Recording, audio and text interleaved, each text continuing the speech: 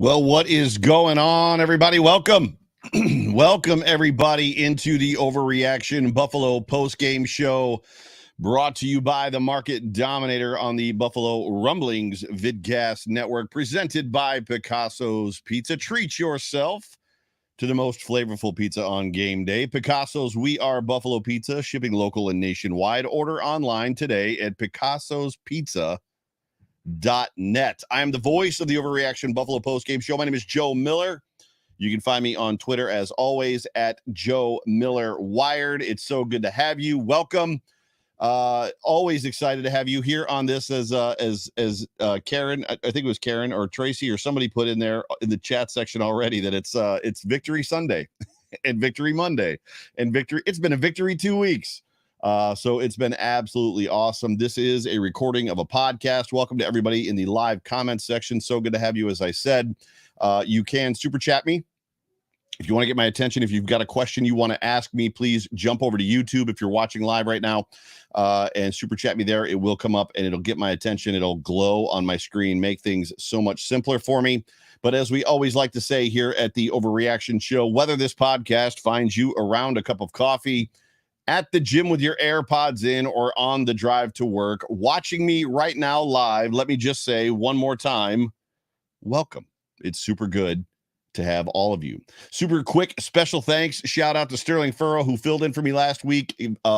What's the word? Valiantly, gallantly, gloriously, opportunistically, pick a word, victoriously, all those things. Sterling is the man. He's one of my very good friends, one of my besties. Love him with all of my heart, and thankful that he was able to jump in and take care of that while my family was in person at the Chiefs game last week, watching the Buffalo Bills, our Buffalo Bills, beat the Kansas City Chiefs. I had planned, if you did not catch it, there was a post that went out on Twitter, Facebook, and Instagram, a picture of my entire family in Von Miller jerseys in front of the Chiefs Stadium, and I have been planning that photo op for about 4 months, literally. So the opportunity to actually get that picture taken with my whole entire family wearing jerseys that have our last name on the back of it was a special moment for me. Family had a good time. I'm sure that a lot of you caught the Fina Show or the Hump Day Hotline, so you've heard me talk about it several times as far as just the experience at the game. It was great. The Chiefs fans are always a blast. They're a lot of fun. But so super special shout out to Sterling. Make sure you catch all of his programs, especially Intentional Grounding, on Sunday's pregame for Buffalo Bills games. But today it's funny because I've said to you guys before that if the Bills play in prime time, right? So they play on Thursday night and they win, then like this whole Sunday, Monday thing is awesome because we just get to consume football for the entire weekend. If they play on Sunday night, similar situation. Like we get all day on Sunday to just consume football and then watch the Bills. Monday, same thing. It's not as great when the Bills don't play at all. There's a little bit of, I don't want to say withdrawals, but it's been a good day. It's been a red zone channel high today. But not having the Bills play on Thursday, knowing they're not playing tonight or Monday night, it's a little bit of a bummer. But I spent the entire day watching the red zone channel.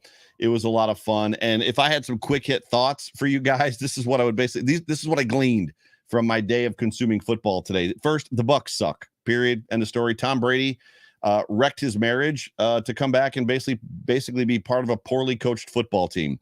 Breece Hall is going to be a problem in the NFL for the Buffalo Bills. He's going to be a problem. The Packers are sunk, in my opinion, which is good for us because, that's our next opponent on Sunday Night Football. I will be at that game actually with McKenna. McKenna's coming with me. But and I get it. There's always an opportunity for Aaron Rodgers to rebound, but that team is they're just not good right now. Josh Jacobs would look good, really, really good in a Buffalo Bills uniform. And that's all I got to say about that. You know what? The Broncos are better without Russ, but the QB is not the problem. It's the coaching. It's weird to me. It's weird to me that there are multiple teams out there with stud players, legitimate superstar players on their football team, and they either are trash on Sundays or they're just inconsistent. When you look at a team like the Browns, right? Nick Chubb, Myles Garrett, like they got Amari Cooper. they got they've just got good talent on that football team. The Broncos, Jerry Jeudy, Cortland Sutton, right? And they've got a good defense. The Raiders, Devontae Adams, Josh Jacobs, Darren Waller. The 49ers have a stacked team all the way around except for the most important position, quarterback. The Colts, Michael Pittman, Jonathan Taylor. The Buccaneers, Mike Evans, Tom Brady, Chris Godwin, Leonard Fournette. It's just unbelievable. It's unbelievable the amount of teams that are in the NFL that just cannot put it together, and it comes down to coaching. I know that it's fun to have a conversation around just, well, this team's got a quarterback, this team doesn't, or none of these teams have a quarterback, and it's fun to say that, but at the end of the day, it's coaching. Period. End of story. And one of the reasons the Bills are one of the best teams in the NFL, coaching. Got our first super chat from Jessica Tennis. Jessica, thank you so much for being a part of the show. Joe, it is believed Breece Hall has a torn ACL. This is the first that I've heard of this. So I clearly tweeted when he ripped off that 60-yarder to start the game. I tweeted. I tried to find the GIF from Couples Retreat, and I had to post a picture of it because there wasn't. It's odd to me that GIFs come through, and then there's other times where it's just like that. Of all the GIFs missing, why is that one of them? So Couples Retreat, when I can't think of his character. When the primary character is looking at his friend, and he's like, "You're a problem. You're a real problem." Like, I tried to find that GIF. It wasn't there, so I had to post a picture. And then I heard that he went out of the game with a knee injury, but they didn't necessarily say on any of the Red Zone channel broadcasts that I was watching. So, Jessica, you saying that it's believed to be an ACL is tragic for that young player. Absolutely tragic. He is a super, super talent, and it's going to be awesome watching him play. And if he's lost for the season, it's just going to suck. But anyways, season wise, when you look at these teams that are just bad, coaching is where I'm going to put the blame. Getting back to it, I'm glad we already played the Titans. Very glad. They're beginning to kind of put it together a little bit. Derrick Henry is finding his stride.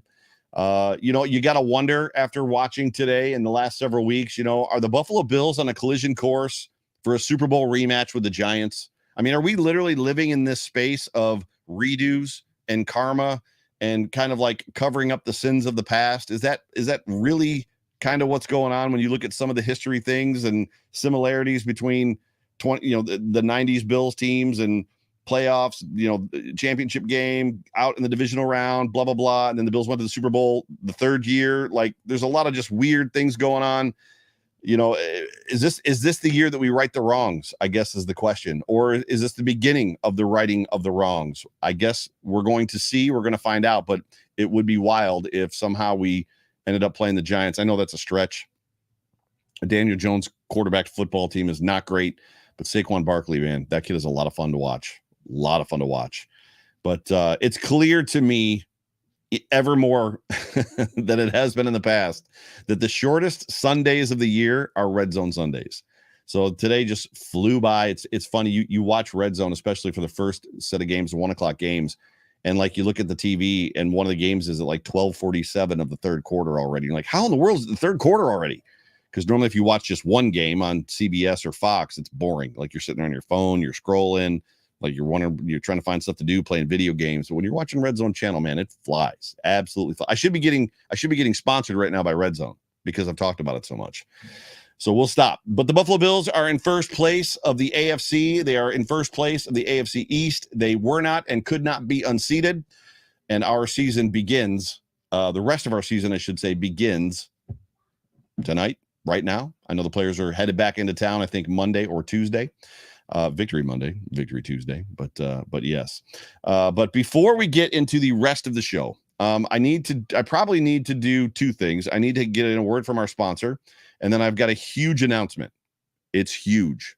It's actually a two-part announcement, but a huge announcement nonetheless. So those of you that were committed to hanging with me during the bye week with no game, no post-game show to talk about, are going to get a special "you heard it here first" situation. But let's first hear from the Market Dominator. Hello, Buffalo football family. I am the Market Dominator, John Spaschek, and I am here as the proud sponsor of the Overreaction podcast by my good friend, Joe Miller. And one of the reasons why I partner with Joe is because of excellence. He runs an outstanding podcast, and that is exactly our approach in real estate. We want to help you win just as our beloved team is out there winning week in and week out. So if you're looking to buy or sell in real estate, please reach out to us directly at 716-570-3298, and we will help you win in this competitive market. Go Bills. Go Bills. That is my guy, John Spascheck, the market dominator, and his team. Do me a favor, if you are in the market to buy or sell a home, give John a call, 716-570-3298. That number again, 716-570-3298. John, that's his cell phone number, and he will answer if you call him. Now, drum roll, please. Not bad. Not a bad drum roll. Not the best drum roll, but not a bad drum roll. So the announcement is not about this show. We got another super chat from Jessica Tennis. Jessica, thank you for the second super chat. Vikings versus Bills teams that lost 4 Super Bowls. That would be an interesting Super Bowl matchup. So one of those two teams that both have 4 losses, one of them is going to have to win, right? That's actually fantastic. I wouldn't mind that at all. It would be a competitive game. We're obviously going to see the Vikings here in a couple weeks.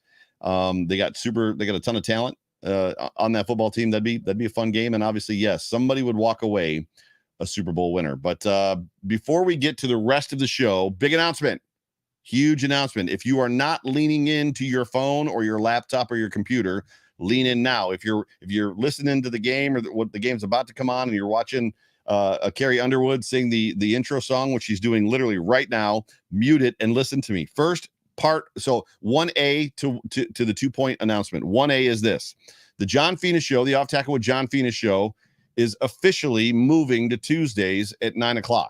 Why? Well, the reason, 9:00. Tuesdays 9:00. The reason it's moving to Tuesdays at 9:00 is because, as those of you that have been watching, we have a problem. We've got trouble with or issues with copyright stuff as it pertains to game film and John breaking down the film. Every time we try to use game film, we get flagged no matter what I do to it. So we've gotten advice, permission, if you will, to use the all 22 film, which is better because it's all end zone shots, which allows you to see really what's going on the field. So Tuesday, 9:00 for the Off Tackle with John Fina Show going forward. And this is 1B, and it's a huge B. This Tuesday, our second Tuesday at 9:00 because we were traveling last week. Our first official Tuesday at 9:00. We have a very special guest. We're lining up several guests to be on the show this year. I don't want to drop any names, so I'm just going to give you the first guest. The guest for this week's episode, 9:00 Tuesday, the 25th. Everybody here knows who he is. Everybody here loves a member of his family. If his son is the Prince of Buffalo, then I think that might make him the king, or maybe his son is the king of Buffalo and he's just dad. I don't know. But this Tuesday, 9:00, we have John Fina and myself secured Josh Allen's father, to be on the show on the Off Tackle with John Fina Show. So we are going to be interviewing Joel Allen on Tuesday, 9:00. I'm getting the times messed up. It's like I'm wanting to say 8 because everything this year has been moved to 8:00, and it's like now the Phoenix show is back to 9. It's messing with my brain, bro. I should have wrote it down. I didn't. But we're gonna have Joel Allen Tuesday, 9:00. So do not miss it. Obviously, you can catch it afterwards, whether on YouTube or in podcast form. But I'll announce it again here at the end of the show for people that come on late. Tell a friend. Tell anybody you can tell. So that's going to be an exciting show. So make sure you tune in Tuesday. I haven't even made the graphic yet, so you guys are the first ones to know. There's benefits to being a fan of the Overreaction post-game show. The last thing that I'm going to say before I get into, no, you know what? I'm going to skip that. So we're just going to jump right into it, and I just feel the need and the vibe to just roll. So the Buffalo Bills, in my opinion, are the best team in football, and it's not close. I put in my notes, it may not be close, and I've struggled with that phrasing, that wording, since I wrote them. The Buffalo Bills are the best team in football, and it's not close. Yes, I know the Chiefs are out there. Yes, I know the Bengals have the potential and ability to put it together. But even when you talk about what the Buffalo Bills and what Josh Allen has done in Kansas City the last 3 games in a row, I don't have it written down, but if you get a chance, somebody tweeted it out today. Look at Josh Allen's stats in Kansas City the last 3 games that he's played in that stadium, which is one of the hardest stadiums to play in. You get the Buffalo Bills and Josh Allen in our stadium, I don't think it's even close. The Bills have blown them out in one of those games, and they've beaten them in another one that came down to the end, and they just lost right at the end in the playoff game, which was probably the biggest game of that current team's careers. The Buffalo Bills are the best team in football. It's not close. And if you watched football today, I think you're probably like, he's right. No, there was a lot of garbage football on TV today. In my opinion, if I had to compare them to a team, the Buffalo Bills right now, and hopefully for the next couple of years, are the New England Patriots of the 2000s. And if you remember, if you go back to what that team was like, the Patriots from like 07, 08 through 12, 13, 14, when they were at their best, Brady was in his prime. They had Randy Moss. That defense was awesome. The offensive line was great. There were other good teams in the NFL, and it didn't mean that they didn't lose football games. It didn't mean that they won the Super Bowl every year. There were good teams around. But at the end of the day, more times than not, the only team that could beat the Patriots were the Patriots. And that's the world that we're living in currently with the Buffalo Bills. The Buffalo Bills right now are the best team in football, and the only team that can beat the Buffalo Bills are the Buffalo Bills. We've seen it this year. The Buffalo Bills would be 6-0 right now had they not made one or two of the 6 mistakes that they made against the Miami Dolphins. The Buffalo Bills could potentially be 4-2 right now had they not overcome the mistakes that they made early in the Ravens game when they were hurting themselves. More times than not, when this team is getting hurt, when this team is getting beat, not more times than not every time, it's something that they're doing to themselves. It's not something that somebody's doing to them. The Bills right now are the Patriots circa 2009, 2010, whenever the height of their reign was. That's who the Bills are right now. Yes, I know they've got to win a championship first, but I'm not afraid. I'm willing to go out on a limb and make that statement right now. And I'm going to give you some information to go with it here in a second. But that statement to me isn't that profound. I mean, I'm not looking at the comments, but I'm sure that the people are saying stuff in the comments right now about how we're getting ahead of ourselves. Don't get the cart in front of the horse. Blah, blah, blah, blah, blah. Some people are probably agreeing with me. Even knowing that the Dolphins have talent, that the Jets are flying high, no pun intended, although that Breece Hall news is going to sting if it really is an ACL. And the annoying, obnoxious nephew that are the Patriots are still in our division. I'm just not concerned. I'm not concerned about anybody in our division, and I'm not really concerned about anybody in the NFL, especially if the road to the Super Bowl goes through Orchard Park. And neither should you. You shouldn't be concerned either.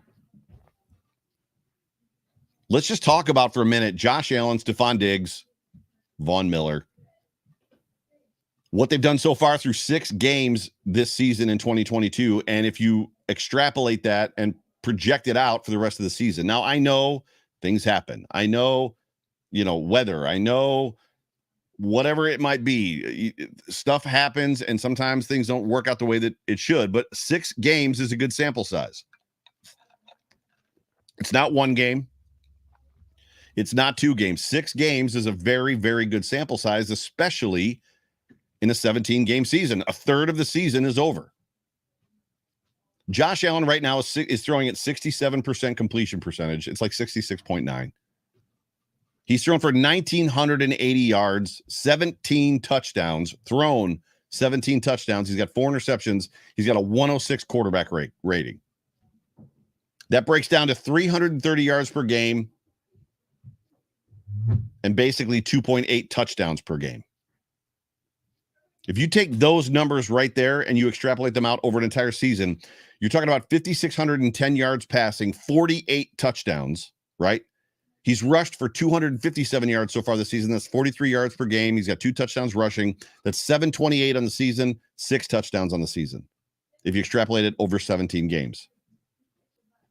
If Josh Allen finishes the season at 5,610 yards with 48 touchdowns, 67% completions, and a 106 or a 104 or a 110 rating, and then you throw in 700 rushing yards with another 6 touchdowns, not only is he the MVP, that's probably most likely, I didn't check the stats, I didn't check the math, If Chris Jenke was here, he would be able to tell me if I'm right or wrong. That would be, in my opinion, the greatest quarterback season ever in NFL history. Yes, I know he's playing 17 games, not 16. He's playing 17 games, not 14.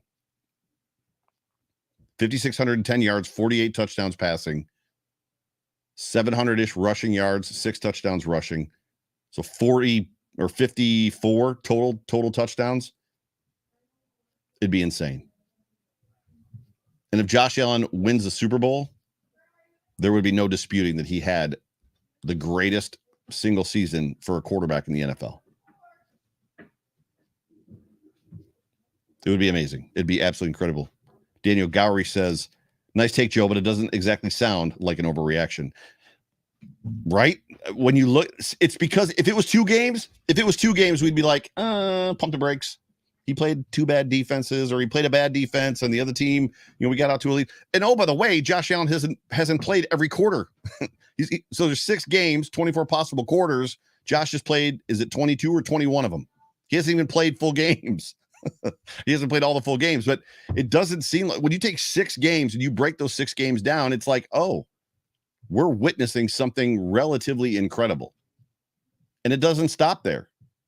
Stefon Diggs is having an amazing year. 65 receptions so far for 656 yards, 110 yards per game, 109 yards per game with 6 touchdowns. You take that, basically extrapolated over a 17-game season, it's 184 receptions. Yes, I know Cooper Kupp last year at 200, but 184 is otherworldly as well. 1,855 yards, 17 touchdowns on the season. It's nuts. Absolutely nuts. Von Miller, he's got 12 tackles right now for the season, 6 sacks. He's on pace for 17 sacks. This is the one stat for me that I would find hard to extrapolate over the whole season. When I think of Josh Allen and I think of the numbers that he's putting up in this offense with Stefon Diggs, for me, it's like, that's very believable. I think Josh Allen could throw for 5,500, 5,600 yards, 50 touchdowns, rush for 700 yards. I think Stefon Diggs, if Josh does that, absolutely could have 180 or 150 receptions and like 15 or 17 touchdowns. Sacks are a different story. Sacks are a lot harder to get. It's difficult and challenging to see somebody get 17 sacks. But that's the pace they're on. Blistering. Absolutely blistering. And when you look at the Bills' remaining schedule, actually, before I do that, I'm going to do my other read for you real quick. We're going to talk about the new Western New York Beer Trail Pass, because there's a new one for 2023. And if you are in Western New York, or you come to Western New York, I can't implore you enough. If you love beer, the Trail Pass is something. If you listen to what I'm about to tell you about the Trail Pass, you're going to realize the benefits that it has. The 2023 Beer Trail Pass is bigger and better than ever. And there's no better time to get ready for next year than right here, right now. The new pass features 53 area breweries, cideries, meaderies, and beer bars all over Western New York. Now, here's the thing, and this isn't in the read the way that I'm about to say it. You get 2 half-price beers at every single one of those. All 53 of them, you get 2 half-price drinks. While almost every stop offers the 2 half-price beers with your pass, there are several other offers available from select locations, such as discounts on flights, not airline flights, flights of beers, food, and merchandise. You can save over $400 with all the offers in this book. Like a T-Bass field goal, you just can't miss. The 2023 Trail Pass and other Beer Trail items are available on our website, www.wnybeertrail.com. Just click the shop tab, and now through November 15th, use the code TheVoice20 to save on your entire order.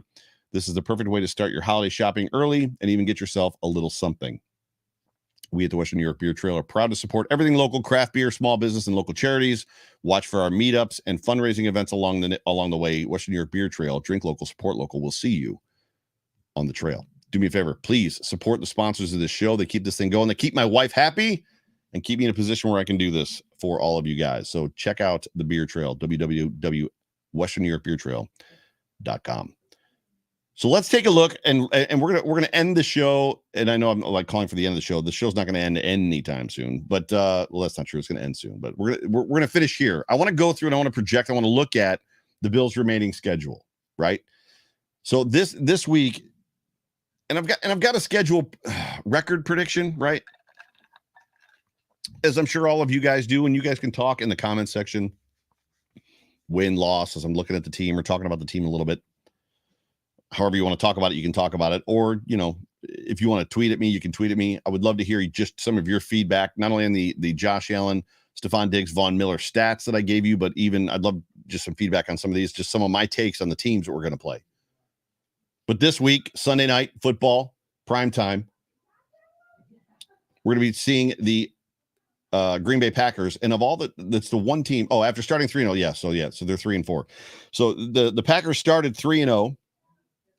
And they've now lost 4 in a row. The wheels have legitimately come off for Aaron Rodgers and the Green Bay Packers. It doesn't mean that they can't be put back on and it can't be fixed. But at one point in the game, Aaron Rodgers mouthed to the sideline, "What are we doing?" Because they're just not on the same page. They're beating themselves. It's just whatever it is that they're trying to do, it's not working. And you're talking about, again, a team of superstars. Aaron Jones is on that football team. Aaron Rodgers is on that football team, right? Tunyon is not a bad tight end. They've got good players. They just can't put it together. So this game, to me, with the Bills coming off of a bye, I forget what McDermott's record is off the bye. I don't remember if he's undefeated or if he's lost one game, but it just doesn't bode well for them in front of the Mafia on Sunday night in a crazed house, right? The Bills are 5-1. Bills fans are, starving for football. It's going to be a good football game. I'm excited. Hope to see you there. After that, we are at the Jets. The Jets are now 5-2 after beating the Browns, the Steelers, the Dolphins, the Packers, and the Broncos. My first note, and again, praying, hoping that it isn't true. My first note is Breece Hall is legit. He also may now have an ACL tear. Zach Wilson is not legit, at least not yet. There's some infighting going on among, in the wide receiver ranks. That defense can play well, but when you break apart and you think about what happened, what we saw even in this weekend, the Jets had a very difficult time putting away the Broncos and a backup quarterback. Like that game, the Broncos had a couple chances at the end to tie the game up and send it into overtime, and they couldn't do it. I mean, good on the Jets for holding strong, but the Jets are just not a team that scares me. Even when you look at who they've beaten, the Browns, the Steelers, the Bills throttled the Steelers. Yeah, they beat the Dolphins. The woeful Packers, the reeling Packers, after the Packers, I think, lost to the Giants the week before. Peyton Plays with a super chat. Thank you, bro, for being a part of the show. Appreciate you, my man. Justin, JA17, is still on pace. Back to you, Joe. So Peyton has been throwing at me the Josh Allen's overall total yards from scrimmage thing, and he's given up just because they're ridiculous. I mean, if Josh Allen throws for 5,600 yards and rushes for another 700 more, 750, you're talking about 6,300 yards of total offense from your quarterback. It's nuts. Wildest dreams land. Back to the Jets. So the Jets don't scare me. I don't think they should necessarily scare you. Does that mean that the Jets couldn't beat the Bills? No, that's not what that means. Clearly, any team can, lose any given Sunday. It's just kind of one of those things. It's the way things tend to go. After that, we have the Vikings at home. The Vikings are currently 5-1. They've beaten the Packers, the Lions, the Bears, the Saints, and the Dolphins. The Vikings are one of those teams that have always kind of been confusing to me. They've got solid players. They've got talent on that football team. And until this year so far, haven't really done a very good job of putting it all together. Now, again, who have the Vikings beaten? The Packers, the Lions, the Bears, the Saints, and the Dolphins with a third string quarterback, if I'm not mistaken. Not exactly formidable opponents. The Vikings right now, the Giants a little bit too. The Vikings right now are who people have always accused the Bills of being. Oh, sure, the Bills are 13-3. Sure, the Bills are 12-4, but they haven't beaten anybody. Sure, the Bills are 6-1, but they haven't beaten a team with a winning record yet. Obviously, all that has changed this year. But the Vikings are 5-1. They look formidable. They got talent on that football team, but to say that I'm scared of them or that they somehow scare me is no, they don't, especially not in our home stadium. Week after that, the Browns come to town. The Browns are 2-5. They've beaten the Panthers and the Steelers. There's like ringing themes of teams here. Steelers being one of them.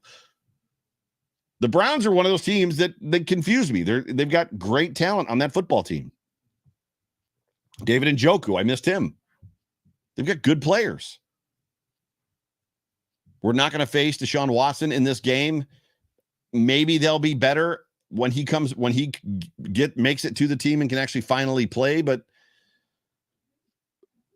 I just can't see us losing to the Jacoby Brissett and the Browns. Does Nick Chubb concern me? Maybe. Myles Garrett concerns me more than Nick Chubb does, but we've taken care of Aaron Rodgers, and we've already taken care of Derrick Henry and a slew of other running backs. Browns just don't scare me. And then we got the Lions. We're at the Lions on Thanksgiving. The Lions are 1-5. They've beaten one team, the Washington football team, Commanders, whatever you want to call them, the burgundy and gold team. The Lions have great offensive weapons, but their defense is awful. Atrocious. Absolutely awful. JR with a super chat. JR is giving me the information that I was seeking a minute ago. McDermott is 5-0 after the bye. Please, he says, carry on. JR, thank you so much for being a part of the show. Appreciate you. The Lions defense is just straight trash, y'all. Trash. It's hard to believe too, because they've got great weapons. I know DeAndre Swift is hurt right now, but Amon St. Brown is on that team. They've got some great weapons.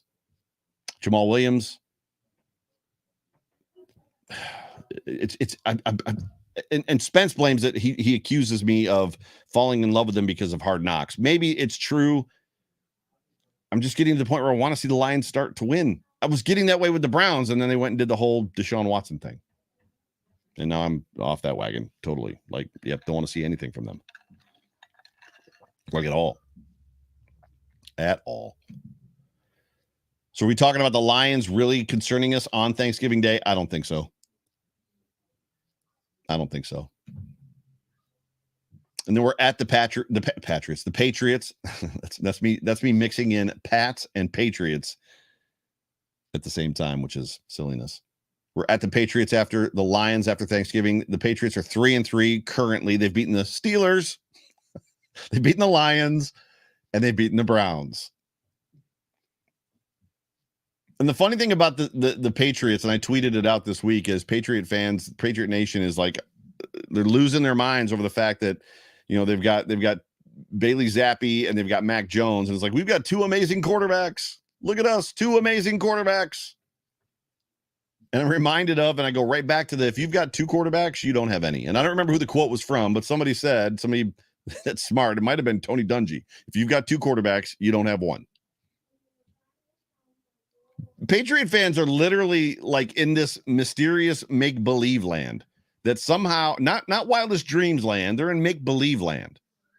That because somehow they found a 6th-round quarterback a million years ago who ended up being the greatest quarterback of all time, that somehow this is going to happen again to them. So they effectively won the $1 billion Powerball once 20 years ago. They've spent all the money. All the money's gone. So they however 100 million or 200 million or whatever millions they've won, they've spent it all. And their thoughts now are, I went in and I bought another Powerball ticket and I found one on the ground. So I have 2 Powerball tickets and I'm going to win again.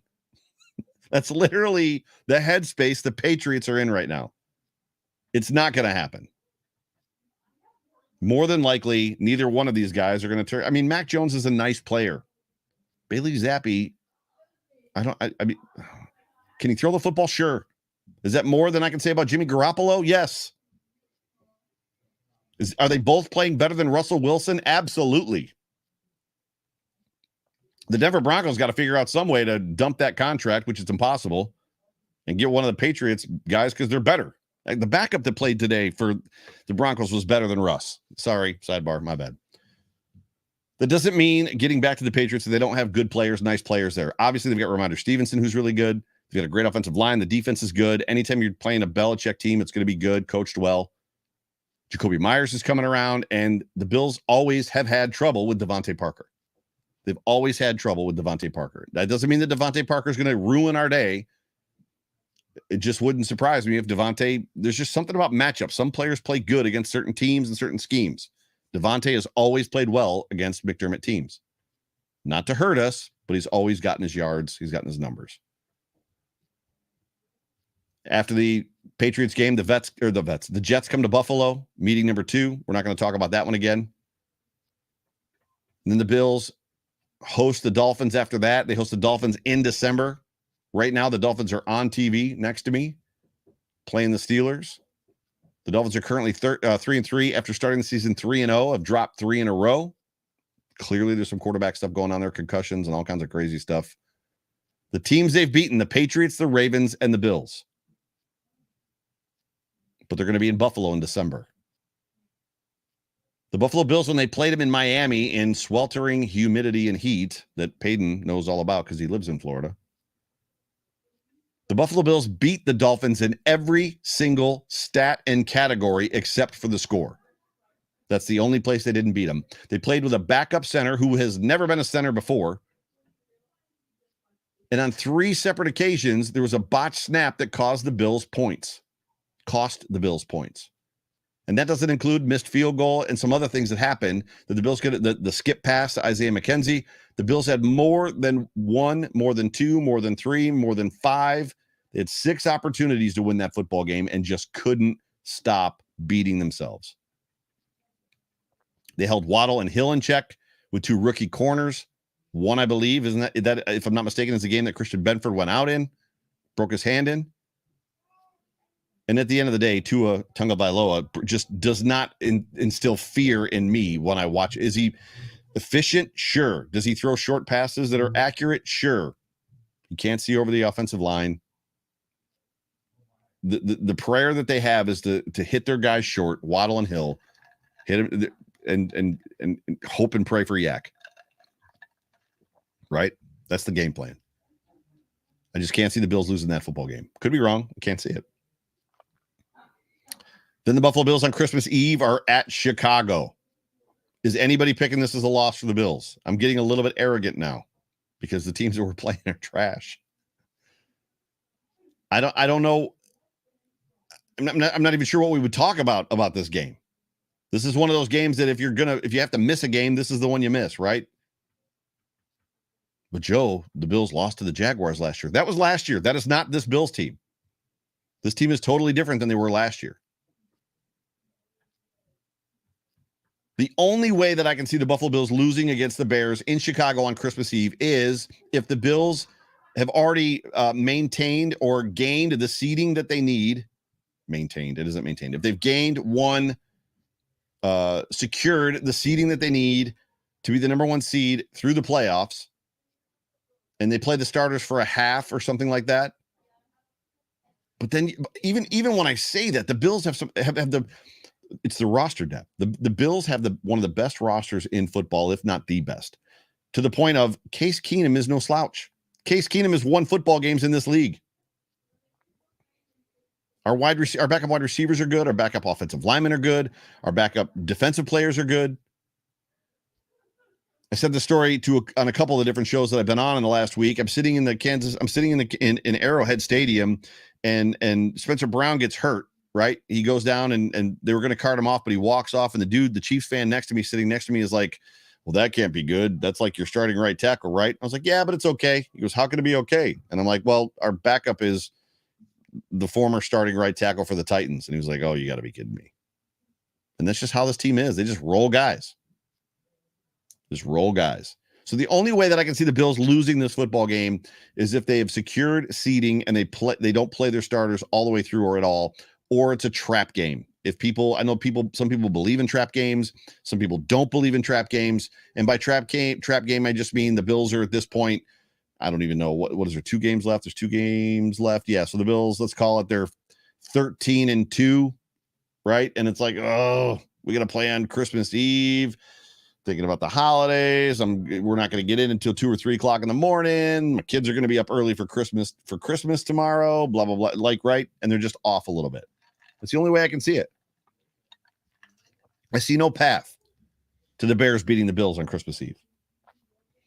And then probably the hardest game that we have on our schedule in the next 11 games, the Bills are at Cincinnati. And I don't even know what to make of Cincinnati. Cincinnati's 4-3. They beat the Jets, the Dolphins, the Saints, and the Falcons. Not exactly great teams that they've beaten. They're clearly living through or going through a Super Bowl hangover, which some people believe in again, and some people don't. I don't know what to tell you if I believe in it or not. They've got weapons all over the field, right? I mean, two of their guys today had 100 yards. So Jamar Chase had 100 yards today. And then the third receiver had 80 yards today. Like, they got everybody involved. Joe Mixon had a decent day today. T. Higgins, right? Is it Tyler Higbee? My brain's not working. I'm distracted because I got family upstairs and they're loud. It's coming through my microphone. It's distracting me a little bit, but you got weapons all over the field and a solid QB. It's hard to argue with Joe Burrow. Defense might be a little suspect. At the end of the day, for the Bengals, coaching is the issue. We talked a little bit ago about teams that have great players and just crappy coaches, and I'm just not a believer in Zach Taylor. Not at all. You got to hope at this point in time that the number one seed is wrapped up, right? And if it's not wrapped up, we're not going to be too far out of it. It's probably going to come down to that Patriots game at the end of the season. Patriots in Buffalo, last game of the season. And we know what happened the last two times the Patriots were in Buffalo in the cold. I think the words "no punt" come to mind. Well, sure, you're saying they're not going to punt again? No, I'm not saying that. But this is also right now, I think, the team that's punted the least in the NFL, which is crazy. So for me, I've got the Buffalo Bills finishing 15-2. The number one seed in the AFC, road to the Super Bowl, goes through Orchard Park in the cold with the Mafia. Josh Allen is the league MVP for 2022. And then all bets are off. Then it's a new season. We're going to find out where this whole thing is going to take us. Once you enter the playoffs, it's one and done. You either do what you got to do and you take care of business, or you don't. And the good news is I believe that this is exactly the team that we need and the team that we want. They're going to handle their business, ladies and gentlemen. They're going to handle their business.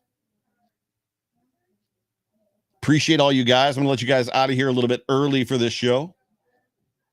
Before I go and I let you go, I'm going to make the announcement one more time for the people that were not here in the beginning. So second announcement for this episode. If you're listening in podcast form, you can turn it off now because you've already heard this part. For those of you that are fans that were not here at the beginning of the show, that are fans of the Off Tackle with John Fina show, I have two announcements for it. First announcement is this. It is officially moving to Tuesdays. It's going to be on Tuesdays at 9 p.m. Eastern Standard Time live. The reason is because we have trouble using video, the NFL film, right, to do the breakdowns with Fina. So we keep getting flagged and like copyright warnings and all kinds of crazy stuff.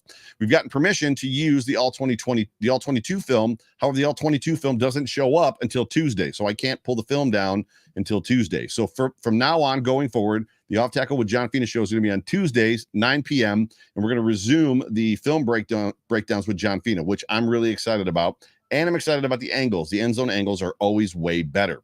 So the show is going to be better. It's not going to be, competing with Monday Night Football, which I'm excited about that as well. I know that Rumblings and Jay Spence are going to work hard to get another show in the Monday night slot. But for now, for us, we're moving to Tuesdays, 9 p.m. Second part of the announcement for the Off Tackle with John Fina show. We have a huge guest this week, the 25th, live at 9 o'clock on Tuesday.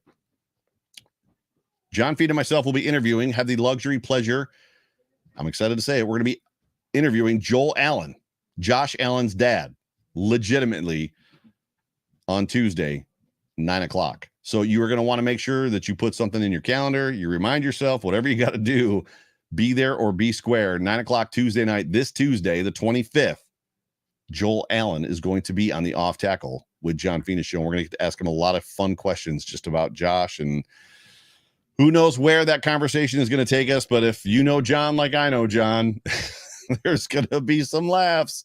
And everything I've heard about Joel is he is a lot of fun. He is a ton of fun. So, ladies and gentlemen, you've been tuned into the Overreaction Postgame Show, brought to you by the Market Dominator on the Buffalo Rumblings Vidcast Network. So good to have you. My name is Joe Miller. You can find me on Twitter at Joe Miller Wired. Make sure you tune in next week. It's going to be late, y'all. So the Overreaction Postgame Show is going to happen after the Packers game, Sunday Night Football. I got to get home from the game. I got to put my notes together. So it's going to happen late. So if you are a night owl, come hang with me. If not, catch it on the rebound on Monday or catch it in podcast form. But there will be a show hosted by me Sunday night at Monday morning after the Packers game. Can't wait to see you guys. So no show tomorrow. So there's nothing on Rumblings tomorrow. So the FINA show again is Tuesday. Code of Conduct, 8 o'clock. Stacked show, FINA at 9 o'clock. Wednesday, Hump Day Hotline. Thursday, Buffalo Nerd. Friday, Food for Thought. And then there's some new stuff coming too. So there's some stuff coming for Saturday. We're working on some new shows. It's going to be a lot of fun. But ladies and gentlemen, I appreciate you guys. I love you. Thankful for everybody at Buffalo Rumblings. Thankful for all of y'all. We'll talk soon. Hit me up on Twitter. Go Bills.